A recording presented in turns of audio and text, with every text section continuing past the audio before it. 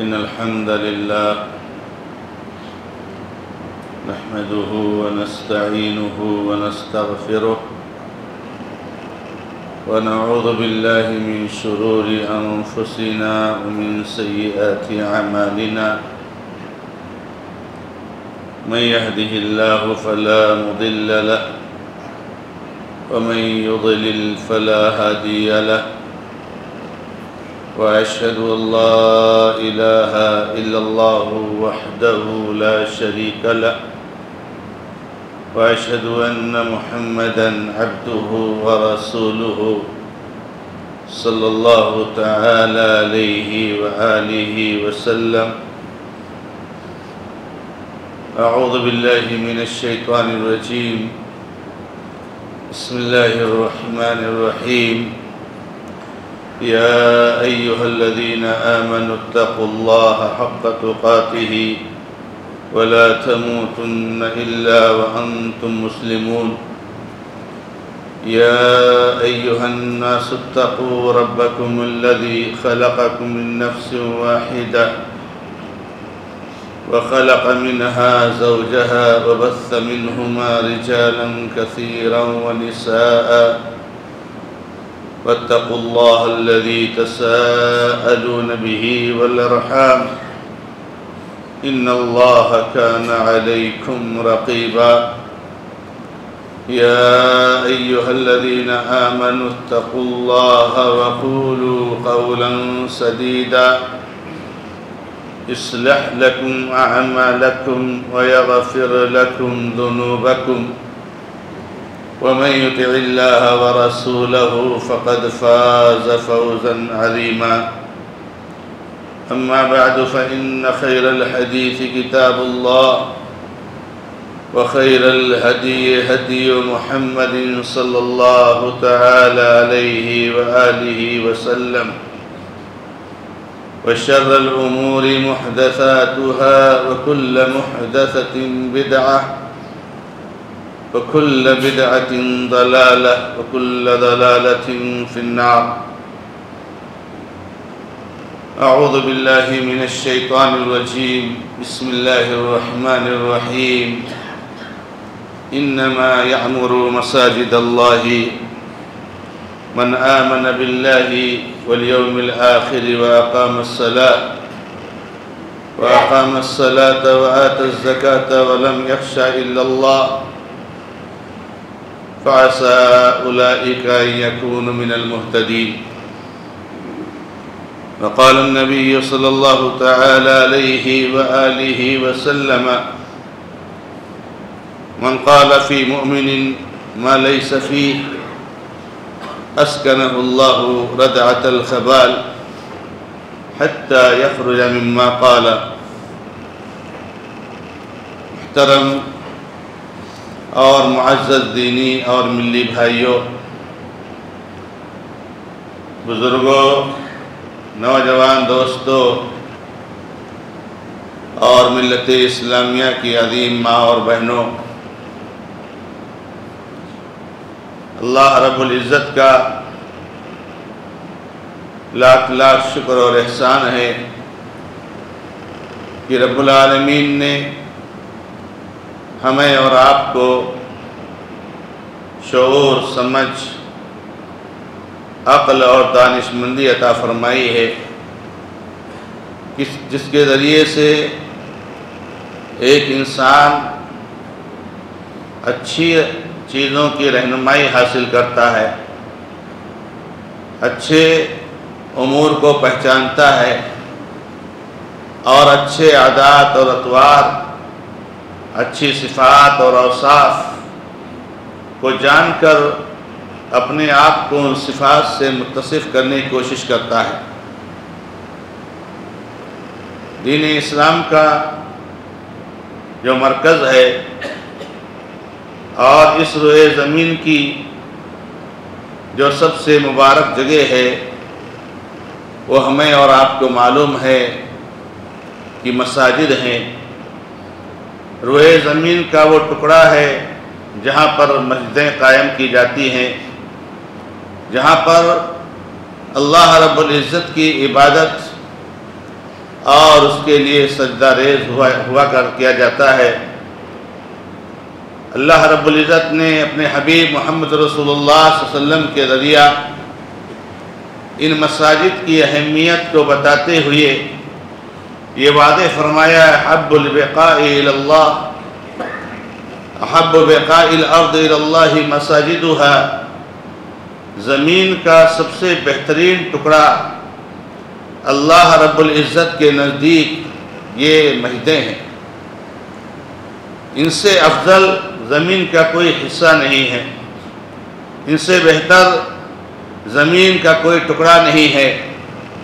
اور یہ مساجد جہاں پر اللہ رب العزت کی عبادت کی جگہ ہے، اللہ رب العزت کے ذکر اور تلاوت اور دعا اور توبہ اور استغفار کے مراکز ہیں، وہیں پر مساجد اسلامیہ اور مساجد اسلام اور مسلمانوں کی مسجدیں یہ ایک کمیونٹی ہال کے طور پر بھی استعمال ہوتی رہی ہیں۔ چنانچہ اللہ کے نبی محمد رسول اللہ صلی اللہ علیہ وسلم کے زمانے سے لے کر اور آج تک نماز کے علاوہ تلاوت، ذکر اور تسبیح اور تحلیل اور درس اور دروس کے علاوہ بہت سارے کاموں میں استعمال کیا جاتا رہا ہے۔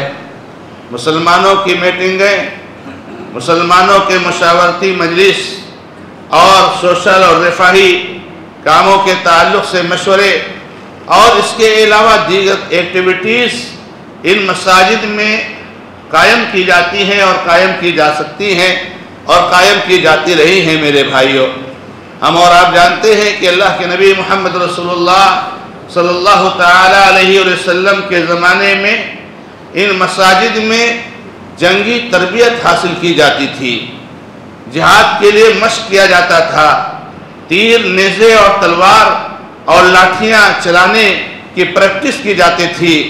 چنانچہ اللہ کے نبی علیہ السلام کا وہ بہت مشہور واقعہ ہے جسے امام بخاری رحمہ اللہ نے اپنے صحیح میں روایت فرمایا ہے کہ حبشی مسجد میں لاٹھیاں چلا رہے تھے، نیزے کی پریکٹس کر رہے تھے۔ اماں عائشہ رضی اللہ تعالیٰ عنہا نے ان کے پریکٹس کو، ان کے عملی تربیت کو دیکھنا چاہا تو اللہ کے نبی علیہ السلام نے اماں عائشہ کو اپنے پیچھے کھڑا کر کے اور ان کے کھیل اور ان کی پریکٹس مشق کو دکھایا۔ یہ مسجد نبی کا واقعہ ہے میرے بھائیوں۔ اور اللہ کے نبی علیہ السلام بہت سارے مشاورتی مجلس اور بہت ساری میٹنگیں صحابہ کرام کی نبی علیہ السلام مسجد میں لیا کرتے تھے۔ آپ خاص طور سے تاریخ میں دیکھیں گے غزوہ احد کے موقع پر جب بہت بڑا مسئلہ نبی علیہ السلام کے سامنے کھڑا ہوا کہ ہمارے اوپر کفار حملہ آور ہونے والے ہیں، مکہ سے بہت بڑی فوج چل چکی ہے، تو ہم لوگوں کو کیا حکمت عملی طے کرنی چاہیے؟ کیا ہم مدینہ کے اندر رہ کر کے ان کا مقابلہ کریں، یا یہ کہ مدینہ سے کچھ آگے نکل کر باہر بڑھ کر ہم جو ہے ان سے اپنے شہر کو اور اپنے گاؤں کو بچائیں اور دفاع کریں؟ یہ مشورہ آپ نے وہیں پر کیا تھا غزوہ خندق کے موقع کے تعلق سے، جبکہ پوری دنیا کی جماعتیں مسلمانوں کے خلاف متحد ہو چکی تھیں، ہر طرف سے مسلمانوں پر حملہ کیا جانے والا تھا، اور یہ دیکھا گیا کہ مدینہ کا لوکیشن کچھ اس طریقے سے ہے کہ اگر اس مدینہ پر کوئی حملہ کرنا چاہے تو یہ ممکن نہیں ہے۔ ماشاءاللہ تبارک اللہ تینوں طرف سے پہاڑ سے گھرا ہوا ہے، اس کو ایک قدرتی سیکورٹی حاصل ہے، ایک حصہ ایسا ہے کہ جہاں سے کوئی آدمی آ سکتا ہے۔ چنانچہ خندق کھودنے کے تعلق سے مشورہ لیا گیا اور مشورے میں طے ہوا۔ کہنے کا مطلب یہ ہے میرے بھائیوں کہ مسلمانوں کی مجلسیں اور مسلمانوں کی میٹنگیں اور مسلمانوں کے مشاورتی مجلس یہ مساجد میں منعقد کیے جائیں، یہ بہت بہتر ہے، بہت افضل ہے، کیونکہ ان مجالس میں اور ان میٹنگوں میں مسجد میں ہونے کی وجہ سے اللہ تبارک و تعالیٰ خیر اور برکت ڈال دیتا ہے، اللہ تعالیٰ اسے برکت ڈالتا ہے، اللہ تعالیٰ اس میں اچھے فیصلے کرنے کی توفیق دیتا ہے۔ اللہ رب العزت جو اس میں فیصلہ ہوتا ہے اس میں مسلمانوں کے لیے خیر بناتا ہے، یہ ہمارے لیے مسجد کی برکت حاصل ہوتی ہے۔ لیکن میرے بھائیوں، اللہ کے بندو، ہمارے اوپر ذمہ داری ہے کہ چاہے مسجد میں نکاح کی مجلس ہو، چاہے کوئی مشاورتی مجلس ہو، کوئی میٹنگ ہو، کوئی اور جو ہے کیا نام ہے ہماری ایکٹیویٹی ہو، اللہ کے بندو، مسجد ہمیشہ مسجد رہتی ہے۔ مسجد کا حکم کبھی ختم نہیں ہوتا ہے، مسجد ہمیشہ مسجد رہتی ہے۔ آپ میٹنگ کرو گے تو یہ میٹنگ ہال نہیں ہو جائے گی، آپ جو ہے اس میں اور کوئی کام کرو گے، اگر 10 دروس کرو گے تو یہ کلاس روم نہیں ہو جائے گا، کلاس روم کے طور پر استعمال کیا جاتا ہے اور میٹنگ کے طور پر استعمال کیا جاتا ہے، میٹنگ ہال کے طور پر، لیکن ہے یہ مسجد، ہے یہ مسجد۔ مسجد کی جو تعظیم ہے اور مسجد کی جو تکریم ہے اور مسجد کی جو عزت ہے اور مسجد کی جو عظمت ہے، اللہ کے بندو ہمیشہ اس کو اپنی نظروں کے سامنے رکھو۔ ہم کہاں بیٹھے ہوئے ہیں، ہم کہاں بول رہے ہیں، ہم کیسے مشورے دے رہے ہیں، ہم کس جگہ بیٹھے ہوئے ہیں؟ میرے بھائیوں، اللہ کے گھر میں بیٹھے ہوئے ہیں، مساجد میں بیٹھے ہوئے ہیں، ذمہ داری دوگنی ہو جاتی ہے میرے بھائیوں۔ آپ کو معلوم ہے کہ مسلمانوں نے اپنی مجالس کو، کیونکہ وہ زیادہ تر شرعی مخالفات سے پر ہوتی ہیں، ان میں شرعی مخالفات ہوتے ہیں، لوگوں نے اپنی مجالس کو مسجدوں سے دور کر لیا ہے۔ اب مسجدوں میں میٹنگیں کم ہوتی ہیں، اب مسجدوں میں مجلسیں کم ہوتی ہیں۔ کیوں نہیں ہوتی ہیں؟ ارے کچھ لوگ گالی گلوچ کرتے ہیں، کچھ لوگ غیبت کرتے ہیں۔ ارے میرے بھائی، جو گالی گلوچ کرتے ہیں ان کو تو اپنی اصلاح کرنی چاہیے، نہ یہ کہ ہم مسجد کے خیر اور برکت سے محروم ہو جائیں اور ہم دوسری جگہ پر مجلسیں کرنے لگیں۔ جو لوگ جو ہے غیبت اور چغلخوری کرتے ہیں، جو لوگ کسی کی توہین اور تحقیر کرتے ہیں، ان کو اپنی اصلاح کرنی چاہیے۔ کوئی خیر کا کام کر رہے ہیں آپ، اگر اس میں کوئی کوتاہی ہو رہی ہے تو مطلب کیا ہے کہ آپ اس کوتاہی کی اصلاح کر لیجئے، نہ کہ اس خیر کو ہم چھوڑ دیں گے۔ میرے بھائیوں، ہمارے گھر میں قرآن رکھا ہوا ہے، ہمارے گھر میں تفسیر رکھی ہوئی ہے، ہمارے گھر میں حدیث کی کتابیں رکھی ہوئی ہے، بچے جو ہے ٹیلی ویژن چالو کر دیتے ہیں، ناچ گانا ہوتا ہے، جو ہے بے حرمتی ہوتی ہے، تو چلو قرآن کو گھر سے نکال دو۔ اللہ کے بندو، یہ کون سا حل ہے کہ قرآن کو گھر سے نکال دو؟ کیوں نہ ہم وہ جو گندگی اور جو خرافات اور ناچ گانے کی چیز ہے اس کو ہم کیوں نہیں بند کر دیتے؟ ہمارے گھر میں تو قرآن چاہیے ہی چاہیے، ہمارے گھر میں تو حدیثیں چاہیے ہی چاہیے، ہمارے گھر میں تو دینی کتابیں چاہیے ہی چاہیے۔ اس کو ہم بند کر دیں گے، اس کو ختم کر دیں گے، لیکن نہیں، الٹا ہوتا ہے۔ ہمارے بھائی اور شیطان بھی ان کے ذہن میں اس طرح ڈال دیتا ہے کہ بے حرمتی ہوتی ہے، یہ کتابیں جاؤ مسجد میں رکھاؤ، یہ کتابیں جاؤ لائبریری میں رکھاؤ، یہ کتابیں جاؤ مدرسے والوں کو دے آؤ، اپنے گھر میں کتابیں نہ رکھو۔ نعوذ باللہ، یہ ہماری ذہنیت ہو چکی ہے۔ بڑی مبارکباد ہے وہ لوگ میرے بھائیوں جو اللہ کے نبی علیہ السلام کے اس طریقے کو اور سلف صالح کی اس رواج کو، اس منہج کو قائم کیے ہوئے ہیں کہ مساجد میں مشورے ہو، مساجد میں مجلسیں ہو، مساجد میں نکاح ہو۔ یہ میرے بھائیو اللہ رب العزت کی سعادت ہے۔ لیکن اللہ کے بندو، جیسے کہ میں نے کہا کہ ہمارے اوپر ذمہ داری بنتی ہے کہ ہم مسجد کے احترام کو کبھی بھی ٹھیس نہ پہنچنے دیں میرے بھائیو، مسجد کے تقدس کو ہم کبھی بھی پامال نہ ہونے دیں میرے بھائیو۔ اللہ رب العزت نے قرآن کریم میں ارشاد فرمایا ہے، وَمَن يُعَظِّمْ شَعَائِرَ اللَّهِ فَإِنَّهَا مِن تَقْوَى الْقُلُوبِ، کہ جو لوگ اللہ رب العزت کے شاعر کی عزت کرتے ہیں یہ ان کے دل کے متقی ہونے کی علامت ہے میرے بھائی۔ مسجد تو اسلام کا سب سے بڑا شاعر ہے میرے بھائیو۔ اس سے بڑا اسلام کی پہچان کیا ہے؟ اس سے بڑا اسلام کا شعیرہ کیا ہے؟ اس سے بڑا اسلام کی علامت کیا ہے؟ اس کی تو سب سے زیادہ عزت اور احترام اور اس کی تعظیم ہونی چاہیے۔ تو متقی لوگوں کی علامت ہے، ایمان والوں کی علامت ہے کہ وہ مسجد میں اللہ رب العزت کے گھر کا خیال رکھیں، اس کی تعظیم کریں۔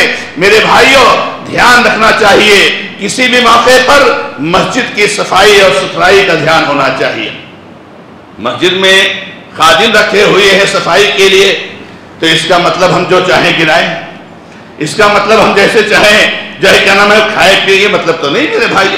خادم صفائی تو کر دے گا، لیکن مسجد کو گندا کرنے کے اور مسجد میں جو ہے کوڑا کرکٹ گرانے کے جرم کا تو شکار آپ ہوں گے نا۔ صفائی تو اس کی ہو جائے گی، لیکن مسجد کو کس نے گندا کیا میرے بھائیوں؟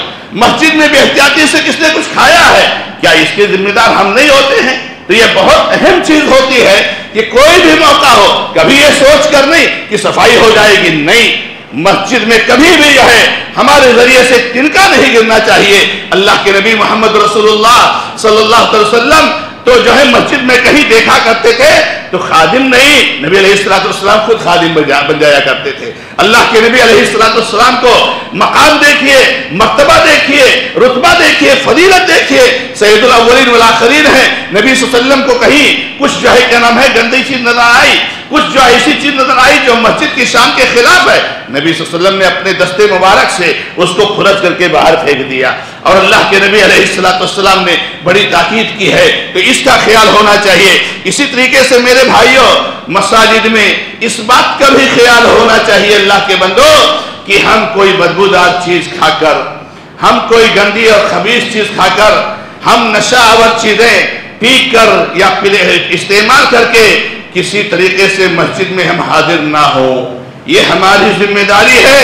اللہ کے نبی صلی اللہ علیہ وسلم کی ان حدیثوں کو یاد رکھے کہ نبی علیہ السلام نے فرمایا کہ جو پیاز اور کچی لہسن، جو کچا لہسن کھائے وہ ہمارے مسجد میں نہ آئے۔ نماز کا ٹائم ہو گیا ہو، جماعت کھڑی ہو، اگر وہ کھا لیا ہے، کبھی دھیان نہیں تھا تو بھی وہ مسجد میں نہ آئے، جماعت میں نہ آئے، کیونکہ یہاں مسلمانوں کی جماعت ہوتی ہے، مسلمان بھائی ہوتے ہیں اور مسلمانوں کو کسی طریقے سے کسی بو سے تکلیف نہیں پہنچنی چاہیے۔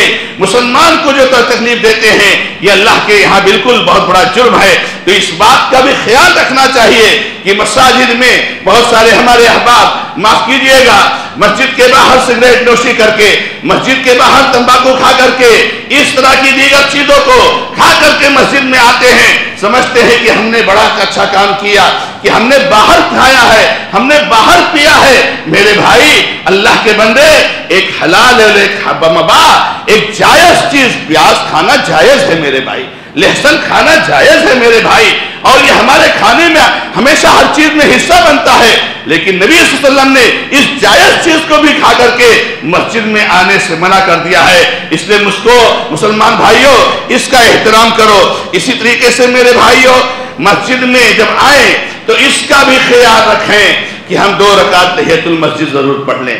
اس کے حکم کو تو آپ اتنا جانیے کہ اس کی اہمیت کتنی ہے اور اس کا مقام کتنا ہے کہ اللہ کے نبی صلی اللہ علیہ وسلم فرمایا کہ جب تو کوئی آدمی مسجد میں داخل ہو، آپ میٹنگ کے لیے آئے ہو، آپ نکاح کے لیے آئے ہو، آپ کسی اور مشورے کے لیے آئے ہو، آپ کسی اور مقصد کے لیے آئے ہو، اگر مسجد میں آپ کو بیٹھنا ہے تو نبی علیہ السلام فرماتے ہیں لا یجلس، بالکل بیٹھے نہیں، منع کر رہے ہیں۔ اگر کسی کو ہمت ہے تو نہ مانے نبی صلی اللہ علیہ وسلم کی بات، لا یجلس، بالکل نہ بیٹھے، حتی یصلی رکعتین، یہاں تک کہ 2 رکعت نماز پڑھ لے۔ خطبہ جمعہ میں نبی علیہ السلام نے ایک صحابی کو دیکھا، مسجد میں داخل ہوئے اور بیٹھ گئے۔ نبی صلی اللہ علیہ وسلم فرمایا تم نے نماز پڑھی؟ خطبہ روک کر، خطبہ کاٹ کر کہا بھائی تم نے نماز پڑھی؟ کہا نہیں پڑھی نبی صلی اللہ علیہ وسلم۔ اٹھ کھڑے ہو جائیے اور 2 رکعت نماز پڑھیے، مختصر پڑھیے، مختصر پڑھیے۔ کوئی خیر کا کام کرنا جائز نہیں ہے، خطبہ کے بیچ میں کوئی ذکر کرنا جائز نہیں ہے، کوئی درود پڑھنا جائز نہیں ہے، کوئی تسبیح تحلیل کرنا جائز نہیں ہے، کوئی قرآن کی تلاوت جائز نہیں ہے، لیکن تحیۃ المسجد پڑھنا ہے میرے بھائیوں۔ تو یہ مسجد کا بہت بڑا حق ہے، اور اللہ کے بندوں اسی طریقے سے ہمیں اور آپ کو یاد رکھنا چاہیے کہ مسجد میں آئیں تو نبی علیہ السلام نے جو دعا سکھائی ہے، بسم اللہ والصلاۃ والسلام علی رسول اللہ، مسجد میں داخل ہونے کی دعا اور مسجد سے نکلنے کی دعا، مسلمانوں یہ دعائیں بڑی اہم ہیں۔ مسلمانوں ان دعاؤں کو معمولی مت سمجھو۔ آج جو باباؤں کے چکروں میں گھومتے ہو میرے بھائیوں، آج ان کے وہاں پر در پر جاتے ہو ہم، اور آپ اور یہ عاصب ہے، یہ نظر بد ہے۔ اللہ کے بندو، اگر ان دعاؤں کی ہم پابندی کر لیں، گھر سے نکلنے کی اور جتنے بھی آپ روزمرہ کی دعائیں ہیں، ان دعاؤں کا اہتمام کر لیں میرے بھائیوں، تو انشاءاللہ تعالی بہت بڑی مصیبتوں سے اللہ تعالیٰ آپ کو نجات دے دے گا۔ ان دعاؤں کو ہم نے چھوڑا تو شیطان کا راستہ کھل گیا۔ یہ شیطان کے لیے مضبوط دیوار ہے میرے بھائیوں، یہ شیطان کے لیے قلعہ ہے۔ ایک مسلمان پر حملہ کر دے شیطان اور وہ اذکار کا پابند ہو، نہیں ہو سکتا ہے میرے بھائیوں۔ جب یہ قلعہ ہمارا کمزور ہو گیا، جب یہ قلعہ ہمارا گر گیا، شیطان نے ہمارے اوپر حملہ کر دیا، جن نے ہمارے اوپر حملہ کر دیا۔ تو مسلمان بھائیوں، اس کا بھی احترام کرو۔ اور ایک خاص چیز اور بہت زیادہ جس کی طرف توجہ دینے کی ضرورت ہے کہ مسجد میں جب ہم بیٹھیں کسی مجلس کے تعلق سے، تو میرے بھائیوں پہلی بات تو یہ ہے کہ ہم مشورے جو دیں، وہ جو ہم باتیں کہیں، جہاں تک ہو سکے جتنا ممکن ہو آواز بلند نہ ہو، آواز ایسی نہ ہو کہ جو ہے کسی دوسرے پر غالب ہو، آواز وہاں ایسی نہیں ہونی چاہیے کہ مسجد کی حرمت پامال ہو۔ اس کا ہمیں اور آپ کو خیال کرنا چاہیے۔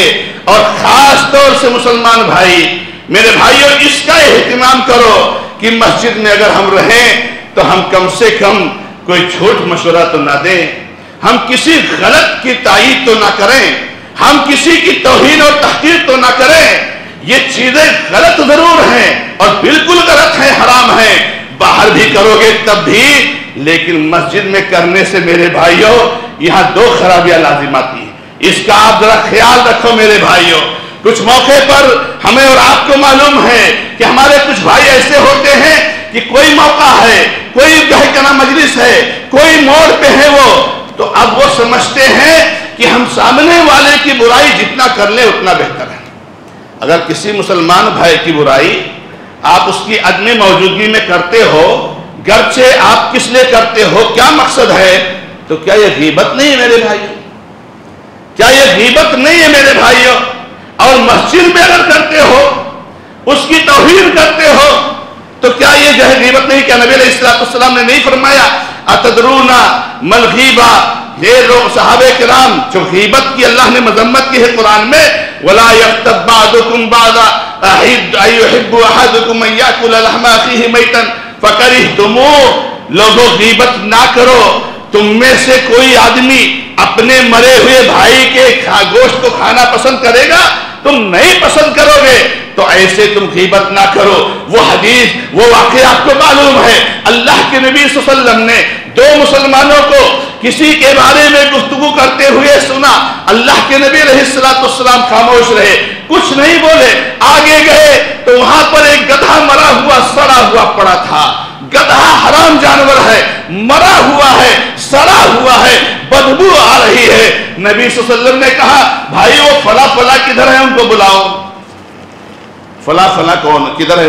کون فلاں فلاں نام لیا آپ نے، تو ان کو بلایا گیا۔ وہ بیچارے جلدی آئے کہ نبی علیہ السلام کس لیے ڈھونڈ رہے؟ کہا ادھر آ جاؤ، یہ گدھے کا گوشت کھاؤ۔ گدھے کا گوشت نبی صلی اللہ علیہ وسلم مرا ہوا ہے، سڑا ہے، حرام ہے، نہیں کھاؤ اس کو، کھاؤ اس کو۔ نہیں کھا پا رہے۔ وہ جو تم نے اپنے بھائی کی غیبت کی ہے اس سے خطرناک ہے۔ یہ کھانا تمہارے لیے آسان ہے، جیسے یہ حرام ہے اس سے زیادہ وہ حرام ہے۔ میرے بھائی کوئی موقع ہے تو حد ہوتی ہے، ہر موقع پر برائی، ہر موقع پر برائی، کسی کی غیبت۔ کیا مطلب؟ یہ دنیا کی چھوٹی چھوٹی چیزیں، دنیا کے مفادات حاصل کر کے کیا ہونے والا ہے میرے بھائی؟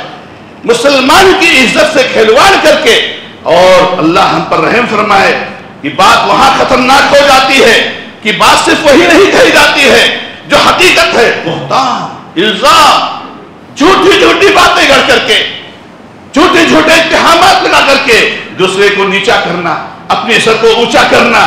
میرے بھائیوں کوئی اونچا نہیں ہوتا ہے اللہ کے بندو کسی کی برائی کر کے۔ اللہ کے نبی علیہ السلام کی حدیث میں نے جو آپ کو شروع میں پڑھی ہے، نبی علیہ السلام نے فرمایا کہ جب کوئی آدمی، سنیے نبی علیہ السلام کی حدیث، میرے بھائیوں کوئی واقعہ آپ کو نہیں بتا رہا ہوں، قرآن اور حدیث سے آپ سے چند گزارشات کر رہا ہوں کہ نبی علیہ السلام نے فرمایا جب کوئی کسی مسلمان کے بارے میں کوئی ایسی بات کہتا ہے جو اس میں نہیں ہے، مسلمانوں کوئی موقع ہو تو آپ آزاد نہیں ہو۔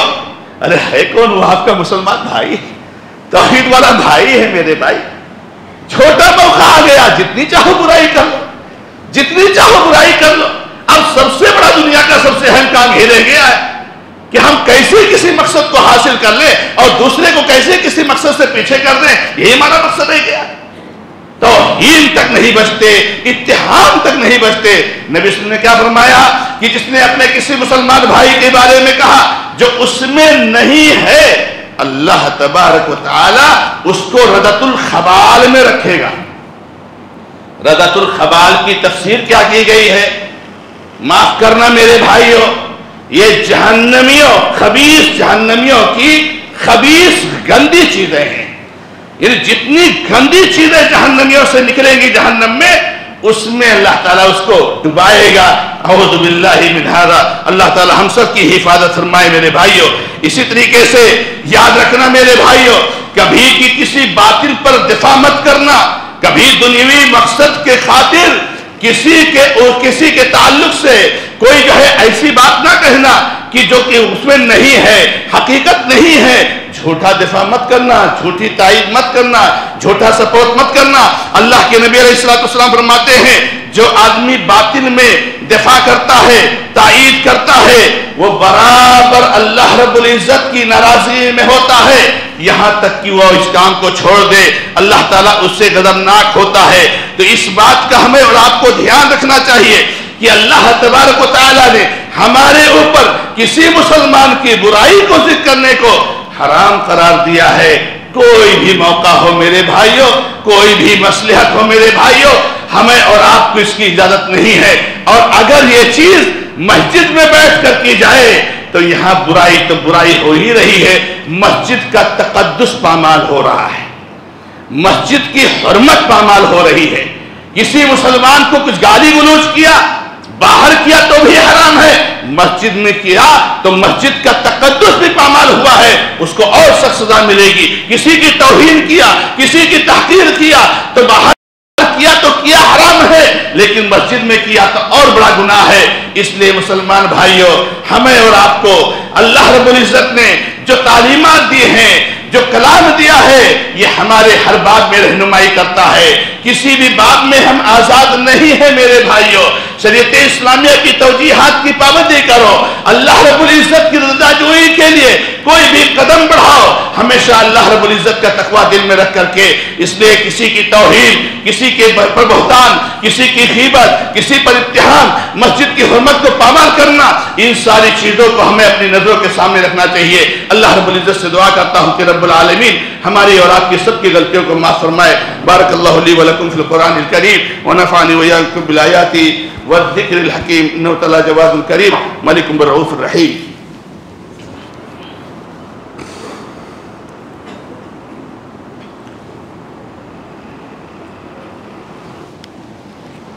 الحمد للہ رب العالمین واشہد ان لا الہ الا اللہ وحدہ لا شریک لہ واشہد ان محمدا عبدہ ورسولہ صلی اللہ تعالی علیہ وآلہ وسلم۔ اعوذ باللہ من الشیطان الرجیم، بسم اللہ الرحمن الرحیم۔ ان اللہ وملائکتہ یصلون علی النبی یا ایہا الذین آمنوا صلوا علیہ وسلموا تسلیما۔ اللہم صلی علی محمد وعلی آل محمد کما صلیت علی ابراہیم وعلی آل ابراہیم انکا حمید مجید۔ اللہم بارک علی محمد وعلی آل محمد کما بارکت علی ابراہیم وعلی آل ابراہیم انکا حمید مجید۔ ربنا ظلمنا انفسنا وإن لم تغفر لنا وترحمنا لنكونن من الخاسرين۔ ربنا آتنا في الدنيا حسنة وفي الآخرة حسنة وقنا عذاب النار۔ ربنا لا تزغ قلوبنا بعد إذ هديتنا وهب لنا من لدنك رحمة إنك أنت الوهاب۔ اللهم اغفر لنا وللمؤمنين والمؤمنات والمسلمين والمسلمات۔ اللهم اشف مرضى المسلمين، اللهم اشف مرضى المسلمين، اللهم اقض الدين عن المدينين، اللهم ارحم موتى المسلمين۔ أقول قولي هذا وأستغفر الله لي ولكم ولسائر المسلمين فاستغفروه إنه الغفور الرحيم۔ الحمد لله رب العالمين۔